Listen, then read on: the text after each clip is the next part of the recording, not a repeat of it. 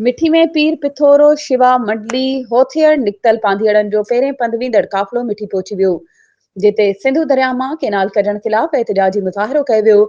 मिठी जे ॻोठ होथियर जे पीर पिथोरो शिवा मंडली जे शिवादारी नंदलाल राठौड़, खाटराऊ मुखी कीमत सुजाणी ऐं ॿियनि जी अॻवाणीअ में कश्मीर चौक ते एहतिजाज कयो वियो। एहतिजाज में पांधीअड़नि पारां सिंधु दरिया ते धाड़े ख़िलाफ़ सख़्त नारेबाज़ी कई वई। शिवादारी चयो त असां मुर्शिद पिथोरो ते हर साल पहिरें पंधु वेंदा आहियूं। इन दफ़े सिंधु दरिया ते धाड़ो लॻी रहियो आहे, तंहिं ख़िलाफ़ हर शहर में एहतिजाज कयो वेंदो।